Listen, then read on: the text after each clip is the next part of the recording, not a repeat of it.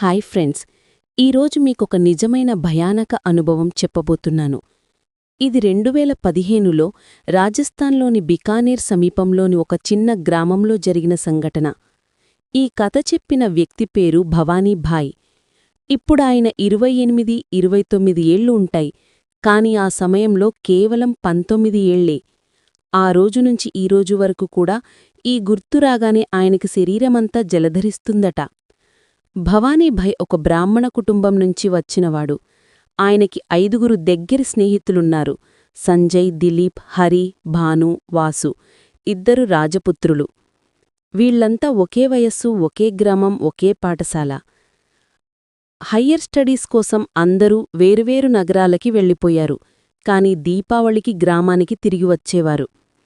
2015 దీపావళికి ముందు 3 రోజులు అందరూ తమ పాత హ్యాంగౌట్ స్పాట్లో కలిశారు. సంజయ్ అన్నాడు, రేపటికి చోటీ దీపావళి, రేపే టైముంది, ఎప్పట్నించో కలుస్తున్నాం, ఒక్కసారి గట్టిగా ప్లాన్ చేద్దాం. అందరూ ఒప్పుకున్నారు. కాని గ్రామంలో ఎక్కడ డ్రింక్ చేయడం, ఎవరైనా చూస్తే పెద్ద గొడవే.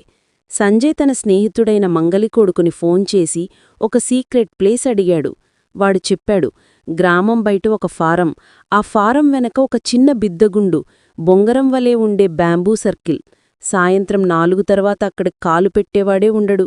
సరే, మరుసటి రోజు సాయంత్రం 5 గంటలకి అందరూ అక్కడికి చేరారు. గ్రామం నుంచి 1 కిలోమీటర్ దూరం. చికెన్ కూడా వండుకోవాలని plan. Gas stove, cylinder, masala అంతా తెచ్చారు. భవానీ మాత్రమే శాకాహారి, మిగతా వాళ్లంతా నాన్ వెజ్. దారిలో ప్రభుత్వ పాఠశాల పడుతుంది. సంజయ్ అన్నాడు, సామానంతా ఇక్కడే పెట్టేద్దాం, తర్వాత వచ్చి వండుకుందాం. అందరూ ఒప్పుకొని క్లాస్ రూంలో పెట్టేశారు. ముందు ఫీల్డ్లో కూర్చొని డ్రింక్స్ మొదలుపెట్టారు. బాల్యం, ప్రేమలు, కాలేజ్. గడియారం 7 అవుతుంది. చీకట్లు కమ్మేశాయి. చుట్టూ జీజీ పురుగుల శబ్దాలు. ఇంకా 15-20 నిమిషాల్లో బయల్దేరొచ్చు అనుకుంటున్నారు. అంతలో సంజయ్కి 70 మీటర్ల దూరంలో ఒక ముసలాయన కనిపించాడు. ఎవడో గ్రామస్థుడు చూస్తున్నాడ్రా, ప్యాక్ చెయ్, పారిపోదాం అన్నాడు. మళ్లీ చూసేసరికి ఎవ్వరూ లేరు. ఆ సమయంలో ఎవడూ అక్కడ్నించి మాయమైపోవడం అసాధ్యం. భయంతో అందరూ వేగంగా సామాను సర్దుకొని పాఠశాల వైపు నడిచారు.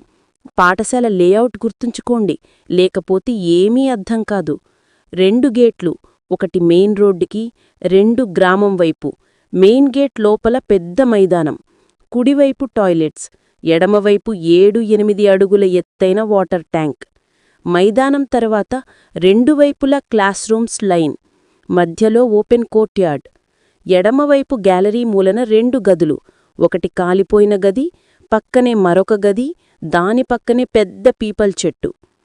సాయంత్రం 7:30 అవుతుంది. గేట్ లాక్ ఉంటుంది కాబట్టి అందరూ గోడ ఎక్కి లోపల పడ్డారు. సంజయ్, హరి చికెన్ వండుకోవడానికి క్లాస్ రూంలోకి వెళ్లారు. మిగతా 4 అంటే వాసు, భాను, దిలీప్, భవానీ కోర్ట్యార్డ్లో కూర్చుని మిగిలిన డ్రింక్స్ కొనసాగించారు. వాసు అమ్మ ఫోన్ చేసింది, ఇంట్లో వేడివేడి హల్వా చేశాను, రా అంది. వాడు వెళ్ళి హల్వా తెచ్చుకొస్తానని వెళ్ళాడు. ఇప్పుడు కోర్ట్యార్డ్లో 3, భవానీ, దిలీప్, భాను. 45 నిమిషాల తర్వాత చికెన్ రెడీ. సంజయ్, హరి తీసుకుని వచ్చి మధ్యలో పెట్టారు. వాసుని ఫోన్ చేస్తే, ఇంట్లో గెస్ట్సున్నారు, మీరు మొదలుపెట్టండి, నాకు పక్కన పెట్టండి అన్నాడు.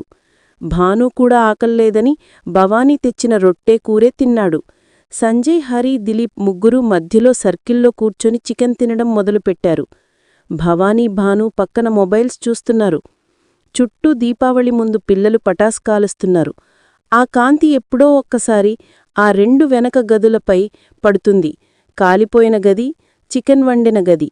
సంజయ్ తినడం మధ్యలో ఒక్కసారిగా పైకి చూశాడు. ఆయన శరీరమంతా గడ్డకట్టింది. దిలీప్, హరి చూడండి అని గొంతు ఇబ్బందిగా అన్నాడు. ఇద్దరూ పైకి చూసేసరికి వాళ్ల రక్తం ఫ్రీజ్ అయిపోయింది. ఎక్కడ చూశారో తెలుసా? వాళ్ళు చికెన్ తింటున్న సర్కిల్ మధ్యలోనే 18-19 ఏళ్ల అమ్మాయి నిలబడి ఉంది. ముఖం పూర్తి నల్లగా ఉంది. శరీరం ముందుకు వంగి నోటినుంచి రక్తం కారుతోంది. ఆ రక్తం నేరుగా చికెన్ గిన్నెలో పడుతోంది. అందరూ స్తంభించిపోయారు. కదలలేదు, మాట్లాడలేదు. ఆ అమ్మాయి మెడ తిప్పి ముందు సంజయ్ని, తర్వాత దిలీప్ని, తర్వాత భాను భవాని వైపు చూసింది. ఒక్కసారిగా చెయ్యి పొడవు పెంచి గిన్నెలోంచి 4-5 ముక్కలు చికెన్ పిక్కలు తీసి నోట్లో కుక్కేసి వెనక కాలిపోయిన గదివైపు పరుగుపెట్టు మాయమైపోయింది. అందరూ ఒక్కసారిగా గాలి పీల్చుకున్నారు. ఇప్పుడు అడ్రినలిన్ పంప్ అయింది. లేచి పరుగు. వెనక గేట్ వైపు వెళితే ఆ అమ్మాయి మళ్లీ దాడి చేస్తుందేమోనని భయం. అందరూ మైదానం వైపు పరుగు. ట్యాంక్ దగ్గరికి వచ్చేసరికి 60-70 ఏళ్ల ముసలమ్మ ట్యాంక్ దగ్గర నిలబడి ఉంది. తెల్లటి జుట్టు, సారీ ముడతల పడ్డ ముఖం, కళ్ళు పైకి తిరిగి ఉన్నాయి. భవానీతో ఐ కాంటాక్ట్ అయింది. ఆమె ఒక్కసారిగా వెనక్కి జంపు చేసి 8 అడుగుల ట్యాంకు పైకెక్కింది. కొద్ది సెకండ్సు వాళ్లను చూసి మళ్లీ వెనక ఖాళీ ప్రదేశంలోకి దూకేసింది. అందరూ అరవలేదు, ఏడవలేదు. నోరు మూసుకుని మైదానం దాటి చికెన్ వండిన క్లాస్ రూంలోకి పరుగులు పెట్టారు. చీకట్లో కొద్దిగా పటాస్ లైట్ వస్తుంది. అందరూ గోడకి ఆనుకుని నిలబడి దరుపువైపు చూస్తున్నారు. మొబైల్ ఫ్లాష్ లైట్స్ ఆన్ చేసి డోర్ మీద పెట్టారు. 7-8 సెకండ్ల తర్వాత ఒక పిల్లి వచ్చి నిలబడింది. ఆ పిల్లి కళ్ళు వాళ్ల తలపైన ఉన్న చోటికి స్థిరంగా ఉన్నాయి. అందరూ పైకి చూశారు. ఏమీ లేదు. మళ్లీ పిల్లి అదేవిధంగా చూస్తోంది. పక్కన కాలిపోయిన గది నుంచి ఒక అమ్మాయి ఏడుపు శబ్దం. దిలీప్ భయంతో ఒక చెక్కపలక తీసి పిల్లిమీద విసిరాడు. పిల్లి పరుగు. కాని తర్వాత 50-60 పిల్లలు గేటు దగ్గర్నుంచి పరుగులు పెట్టి వచ్చాయి. గది చుట్టూ 100 పిల్లలు తిరుగుతున్నట్టు అనిపించింది. అందరూ భవానిని, గురూ, నీవు బ్రాహ్మణవే కదా, ఏదైనా మంత్రం చెప్పు, రక్షించు అన్నారు. భవానీ ఒక చెప్పు తీసి ప్రార్థన చేసి బయటికి విసిరాడు. నిటారుగా పడితే పరుగు, తిరిగితే ఉదయం వరకు అక్కడే ఉంటాం అని. చెప్పు నిటారుగా పడింది. అందరూ అరుస్తూ పరుగు. మైదానం దాటి గోడ ఎక్కి బయటపడ్డారు. 200 మీటర్లు పరుగుపెట్టి ఆగి వెనక్కి చూసుకున్నారు. ఎవ్వరూ రాలేదు. ఊపిరి పీల్చుకున్నారు. ఒక్కసారిగా గుర్తొచ్చింది. వాసు ఇప్పుడే హల్వా తెచ్చుకుంటూ స్కూల్కి వస్తాడు. గడియారం 11 అయింది. ఫోన్ చేస్తే సైలెంట్ మోడ్. ఇంటికి ఫోన్ చేస్తే వాడు 10 నిమిషాల క్రితం బయల్దేరాడు అన్నారు. ఏమి చేయాలో అర్థం కాలేదు. ధైర్యం చేసి మళ్లీ స్కూల్ దగ్గరికి వెళ్లారు. వాసుని కనిపించలేదు. గ్రామం వైపు వెళ్తే వాసు గ్రామం వైపే వస్తున్నాడు. ఏంట్రా, నువ్వు స్కూల్ వైపు వెళ్ళాలి కదా, ఇటు ఎందుకు? వాసు భయంగా చెప్పాడు. హల్వా తెస్తున్నా, దారిలో కుక్కలు వచ్చాయి. హల్వా రోడ్డు మీద పడేశాను. స్కూల్ దగ్గరికి వచ్చి మీ పేర్లు పిలిచాను. ఎవ్వరూ లేరు. బయటనుంచి చుట్టూ తిరిగాను. 15-20 అడుగులు వెనక్కి వచ్చేసరికి దిలీప్ గొంతు వాసూ అని పిలిచింది. కాని టోనేదో వింతగా ఉంది. నానమ్మ చెప్పినట్టు 3 సార్లు పిలవకపోతే తిరిగి చూడకూడదు. నేను ఆగాను కాని తిరిగి చూడలేదు.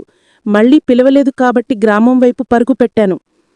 అందరూ వాసుని ఇంటికి తీసుకెళ్లి పూర్తి కథ చెప్పారు. మరుసటి రోజు సంజయ్, హరికి జ్వరం, శరీరమంతా గాయాలు. ఎవ్వరికీ ఇంట్లో చెప్పలేదు. డ్రింక్స్, చికెన్ అంతా బయటపడుతుంది కాబట్టి. వాటర్ ట్యాంక్ దగ్గర కనిపించిన ముసలమ్మ 15-20 ఏళ్ల క్రితం ఆ స్కూల్లో ప్యూన్గా పనిచేసేది. ఎవరూ లేని మనిషి, కొంచెం మతి చెదిరిన ఆవిడ. ఆ 2 వెనుక గదుల్లోనే ఉండేది. ఒకరోజు రాత్రి 8:30కి తాళం వేసుకొని తనను తాను నిప్పంటించుకొని చనిపోయింది. ఎవరూ రక్షించేలోపే మరణించింది. రాత్రి 9:30 తర్వాత ఎవరైనా ఒంటరిగా వెళితే ఆమె కనిపిస్తుందట. చికెన్ గిన్నె దగ్గర కనిపించిన అమ్మాయి ఆ స్కూల్ మాజీ విద్యార్థిని. స్వాతంత్ర దినోత్సవం రోజు జెండా ఎగురేస్తుంటే రూఫ్ మీద నుంచి కింద పడిపోయి తల పగిలి అక్కడికక్కడే మరణించింది. పగలు స్కూల్ నిండా బడబంతులు, రాత్రి అయితే ఎవ్వరూ దగ్గరికి రారు. ఈ 5గురు మత్తులో ఉన్నారు కాబట్టి తెలియలేదు. ఇప్పటికీ భవానీబాయికి ఆ రాత్రి గుర్తొస్తే శరీరమంతా వణుకుతుందట. మీక్కూడా ఇలాంటి అనుభవం ఉంటే కమెంట్లో చెప్పండి. లైక్ చేయండి, షేర్ చేయండి, సబ్స్క్రైబ్ చేసుకోండి. మళ్ళీ ఇంకో భయానకమైన కథతో కలుస్తాను. జై హింద్.